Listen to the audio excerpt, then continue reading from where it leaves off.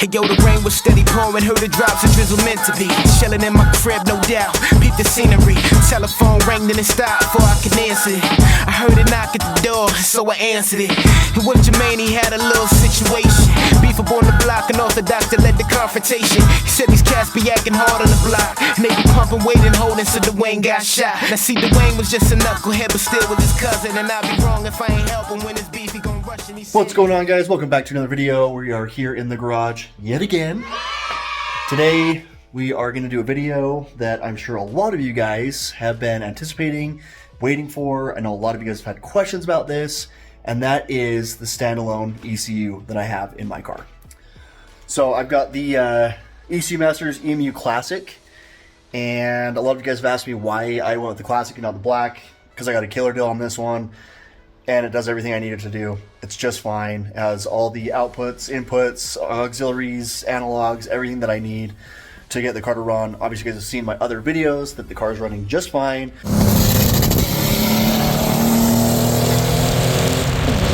No problems.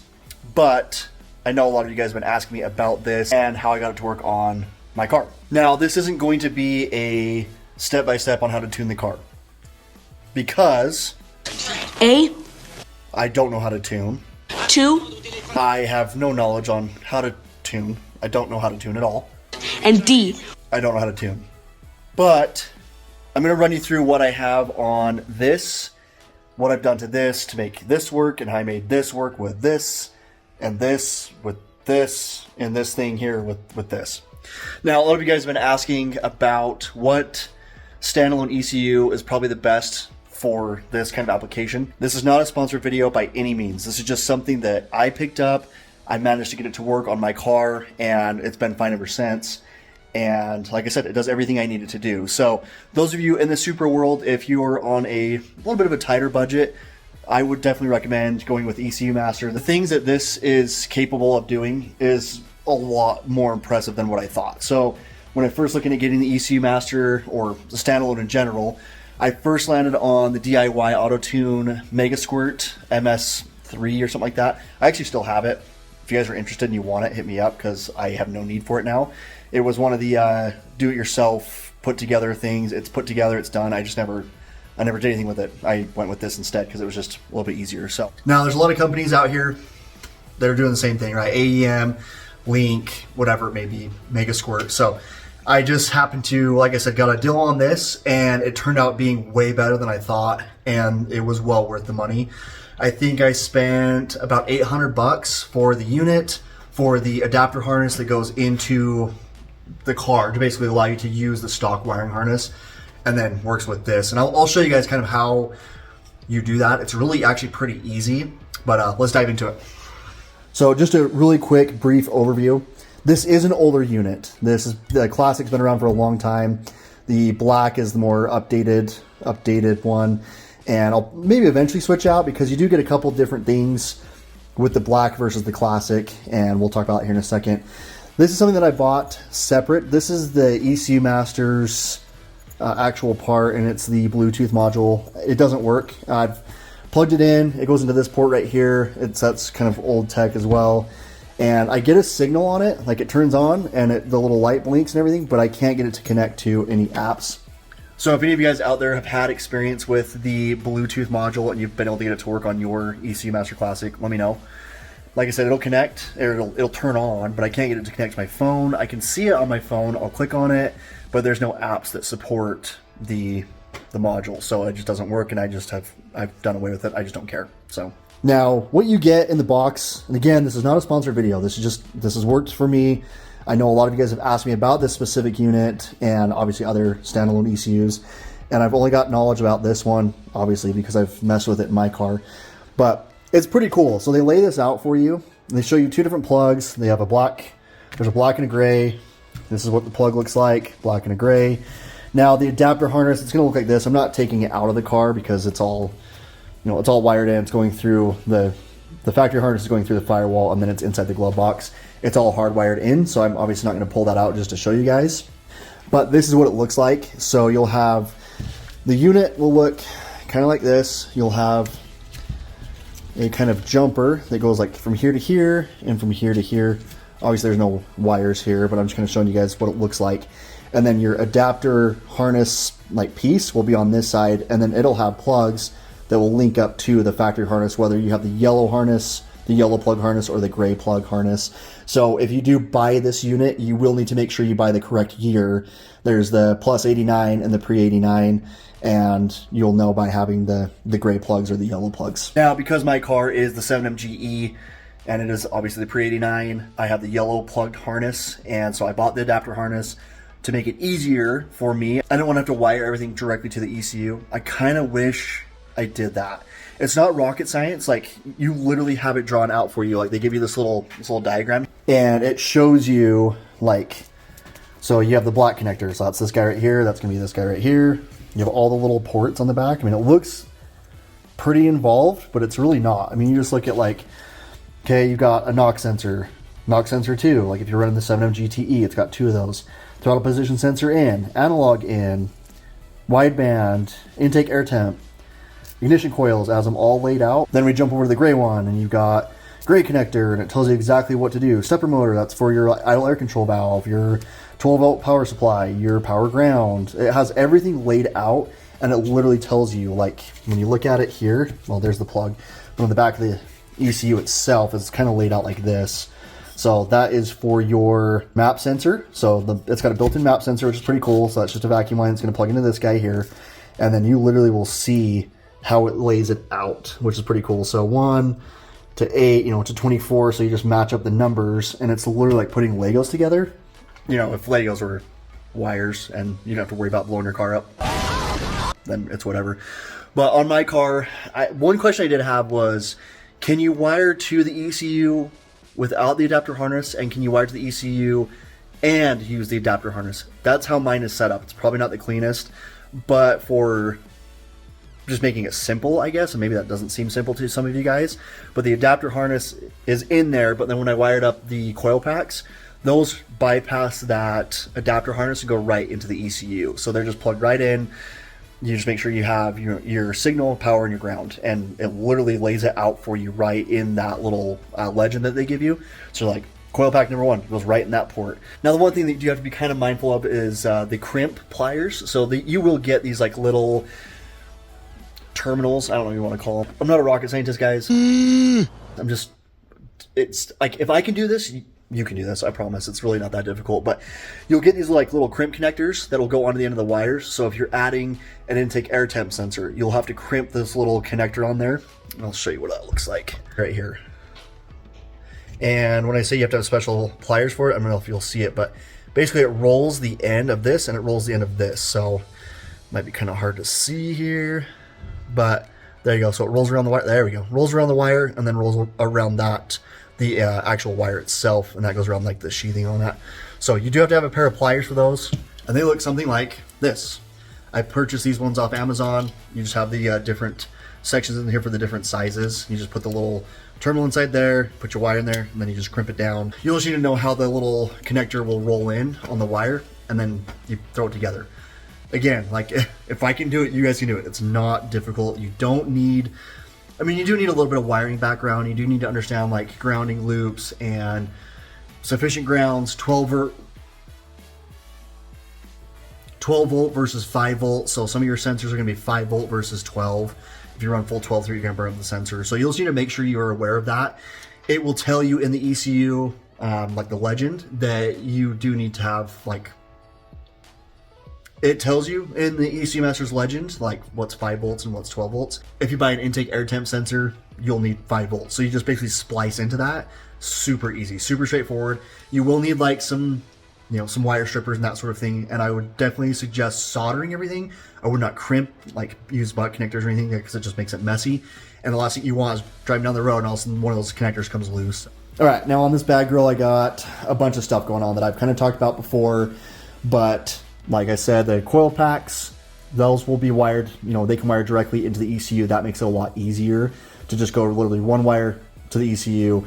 Now, you don't want to daisy chain anything, you do want to run like each wire off, and then you can have a junction that goes to a 12-volt supply. Same with the ground. That can cause problems if you like literally daisy chain each thing and then pull the power off the last one. You don't want to do that, but that's something that you guys have to look into. Today we're just going over what I have on my car and what the ECU Master will support, the classic version will support. So now some of you guys have been asking about the gold resistors up here. That's for my fuel injectors. They're the low impedance injectors, so I do have to have the resistors for that or they'll burn out. I do have an AEM fuel pressure sensor that's wired directly into the ECU itself. Down here, it's gonna be kind of hard to see, it's right there. It's the intake air temp sensor. It just goes right into the piece of tubing here. And then that as well is wired right in, and it tells you on the legend where to wire that in. Cam angle sensor, crank angle sensor, same thing. It just tells you right where to put those in. You look at the legend here, and you have, primary trigger, cam sync. That's your vehicle speed sensor, cam sync 1, cam sync 2. You got 5-volt supply, power ground. It literally has everything for you here. Now back over to the car. It's hard to see, it's up underneath there. I am using the factory idle air control valve. It's just upside down on the bottom side of the intake manifold here. And that's all still stock wiring. I didn't mess with any of that. That just goes into that adapter harness on that side. On this side, that's the MAC valve for boost control. That goes right to the ECU itself. There's some of this stuff here, like the coolant temp stuff, that goes through the adapter harness. So again, I have kind of a little bit of Frankenstein stuff. Some stuff's going through the adapter harness, some stuff's going directly to the ECU. And that's what I mean by do you have to run everything through the adapter harness, or can you run it half and half? If I were to do it again, which I might do this eventually in the future, and that is running everything directly to the ECU, it'll make it a lot simpler. However, there's the main relays, all that kind of stuff that I didn't really want to mess with at the time. I just wanted to get the car up and running. So you will have to, look at the schematics and all that stuff for that, which now we're talking way more involved. So what I would suggest if I were you guys is I would get the adapter harness with it. You can plug it in, you can get the car running, do what you need to do. Then you can slowly start taking wires out as you don't need them and go that route. It makes it a lot more simple, and then you don't have to dink around with wiring the whole entire ECU up, potentially having problems there. So now one thing with the ECU Masters that I had to kind of do a little bit of research, that is what features are actually on the ECU Master, the Classic. So if you're going to try to save a little bit of money, you want to go with the Classic, you do pretty much get a lot of the same features you'd get with the Black. So some of the ones that I was worried about that I was told didn't have these features, that's rolling anti-lag, launch control. I was told that was not available with the Classic. Wrong. Okay, that stuff is all on there. The wideband stuff, it tells you how to wire all that up, so I would definitely get a wideband. I have the AEM wideband with the wideband controller in it, so that actually it's wired right into the ECU as well, which is pretty cool because it self-corrects to an extent, which is definitely needed. Now, other things too, with this, it supports flex fuel. So I do have a flex fuel sensor in here. Again, wired right to the ECU. So there's a lot of really cool features that you get with this little unit, and it's small. You can see here, it's maybe the same size as my phone. So it's pretty dinky, and it's very capable of handling a lot of different features, and I haven't had any issues with it. It's working. I know a lot of people are like, don't run it because it's old, whatever, it's old tech. Yeah, there's some things about it I'm whatever, it doesn't bother me. If you're I just want my car to run well, I want to push some decent amount of power out of it, I want to have some cool features, launch control, anti-lag, rolling anti-lag, digital speed, all that kind of stuff, flex fuel, this will definitely handle it, and it'll handle it very well. Now, when I say speed sensor, you are going to have that for your launch control and your rolling anti-lag. At least from what I understand is you have to have those things. So I have the Marlin Crawler W58 digital speed sensor inside the transmission, and all you got to do with that is pretty simple. I'm not going to crawl underneath the car right now because I don't want to. But your cable driven speedometer goes right into your transmission. You just unscrew that thing, pull the whole cable out, and obviously you won't have a speedometer anymore because it's now gone. But you'll pull that out, and there's going to be a little adapter that goes inside your, if you have the W58, I think the R154 is the same way. I could be wrong, correct me in the comments.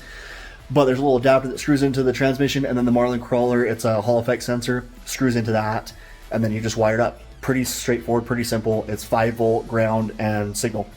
Wire those up, and then that's what reads on the ECU when to engage launch control. When you're, at least with my setup, between 0 and 7 miles an hour, if I just put the pedal to the floor, it puts it right into launch control mode, which is pretty cool. It starts banging and popping. You guys have seen the videos.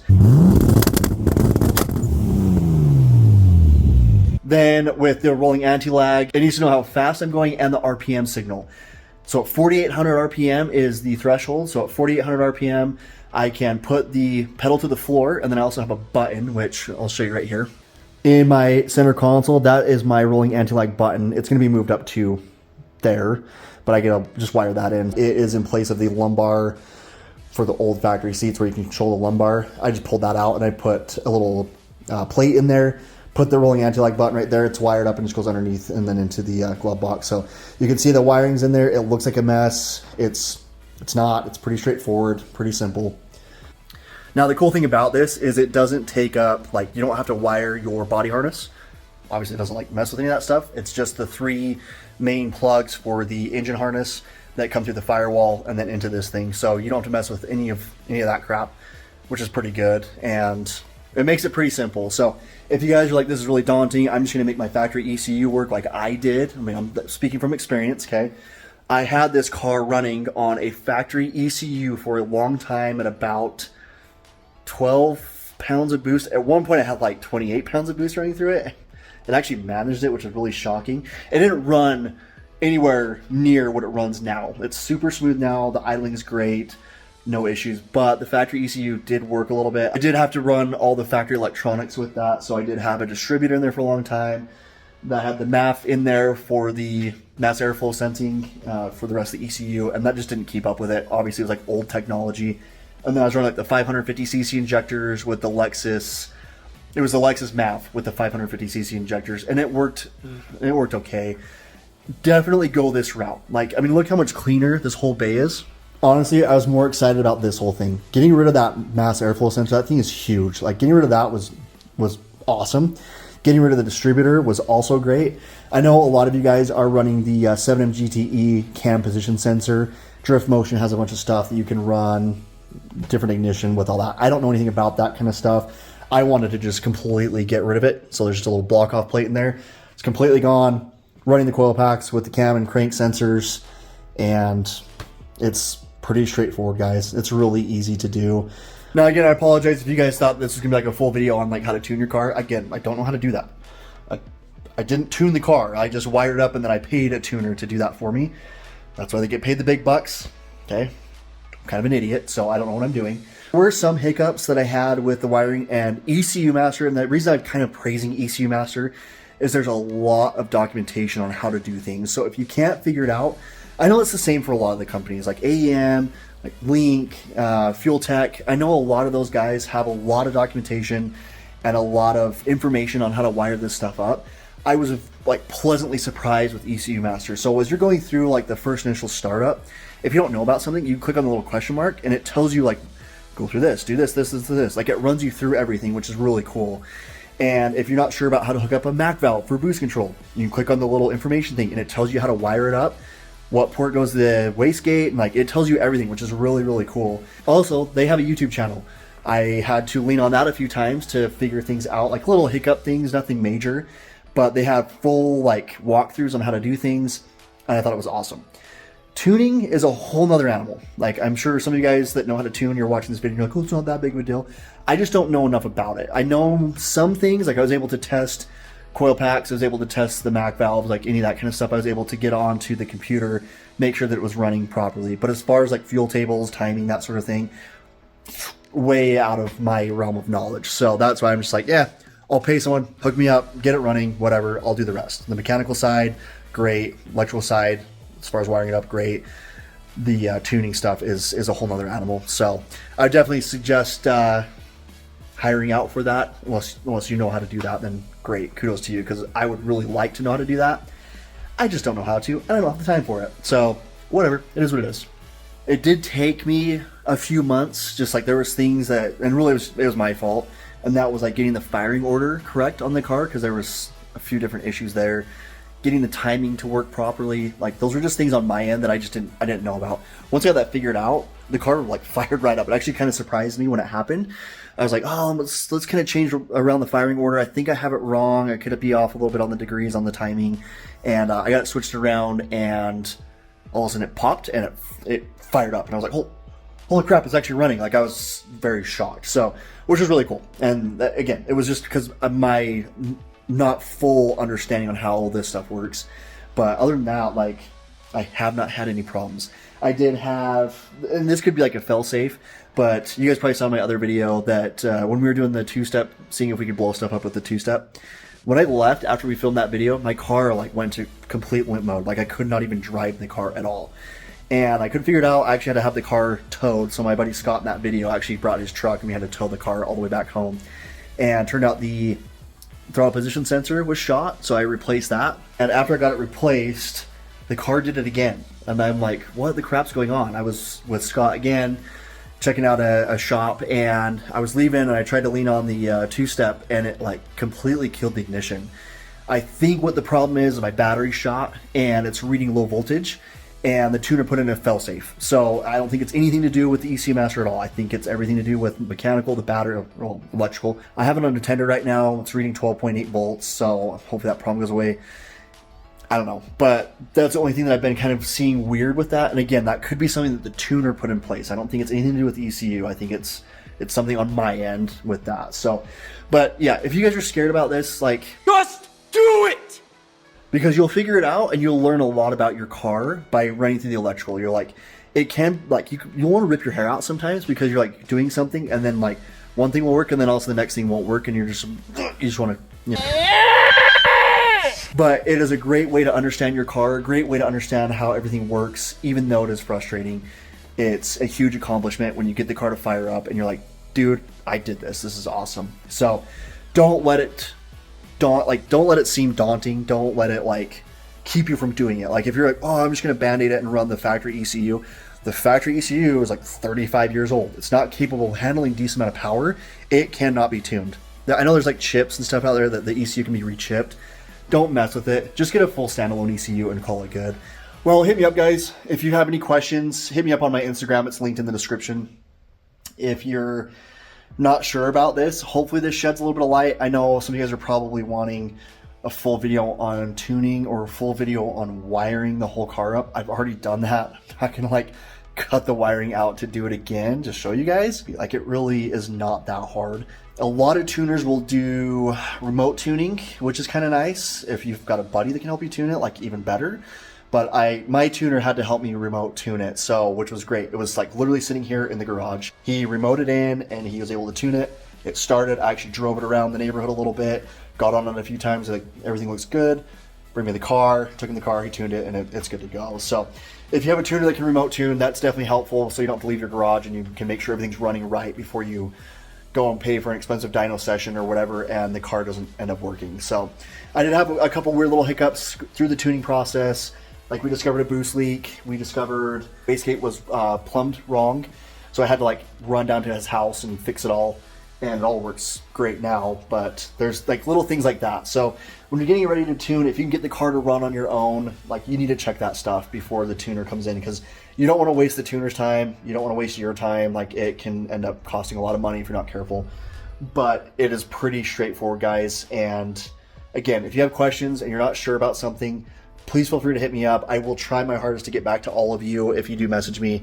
And I want to make sure that you guys are getting the help that you need because I wish I had something like this video when I was buying my ECU. So I did a lot of research beforehand and I knew the ECU Master. I was like, oh, ECU Master's been around a while. I know the name very well. It's common in the drift world. Like I've heard about them, but I was really nervous to hit buy on the website and I did it and I was like, well, let's hope for the best. Like I guess I'll have to figure it out because I just dropped almost $1,000 on an ECU, which that's pretty cheap. So, but anyways, guys, I know I'm rambling on.